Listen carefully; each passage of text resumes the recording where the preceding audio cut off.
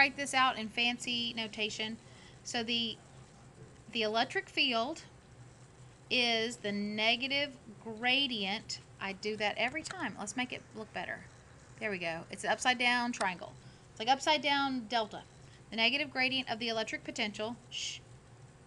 So what do we need to do? We need to take the negative partial derivative of the electric potential with respect to the x direction, and that will give us the x component. Plus, but see how I left my negative sign out here, the partial derivative of the electric potential with respect to the y direction, and that'll give us the y direction, so that's j hat, plus the partial derivative of the electric potential with respect to the z-axis, and that'll give us the z component of your electric potential.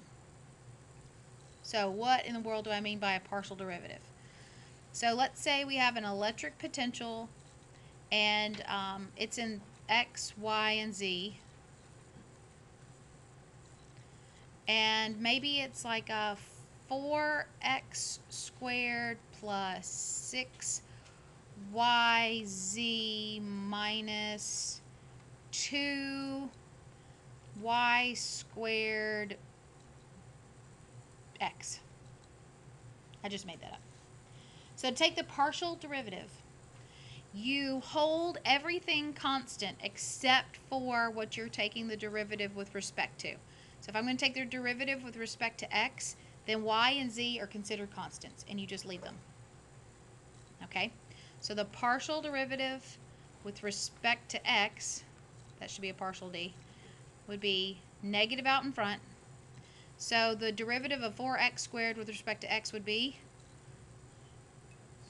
8x. Okay. Now what about the derivative of 6yz with respect to x, where y and z are constants? 0 minus 2y squared x. Yep, 2y squared. So that is the x component. That is the electric field in the x direction. That is the electric field in only the x direction. So if we had values for x and y, we could find the amount of electric field just in the x direction at that point. Remember, we have x, y, and z. Okay, so then let's do it for, whoops. So the electric field in the y direction is the negative partial derivative of the electric potential with respect to y. So negative. Now 4x squared with respect to y. 0 plus 6yz. 6z, very good. What about 2y squared x?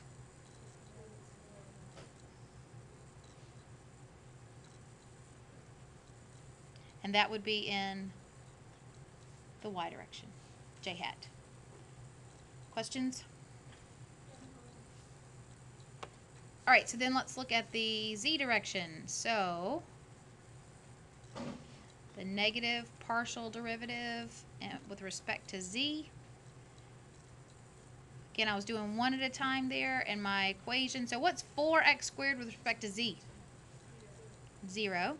What about 6yz with respect to z? 6y, very good. And then what about negative 2y squared x? 0. And that is in the z direction. So now you have all of the electric field vectors for each dimension. Crazy, huh? And then if I asked you to find the electric field at position 1, 1, 1, I don't know, then what would you do? Yeah, plug it in. For every x, plug in a 1. For every y, plug in 1. For every z, plug in 1. You would get an electric field for each electric field value for each one of your directions. And then you'd have a three-dimensional electric field vector. Eck! You'd have to do like the square root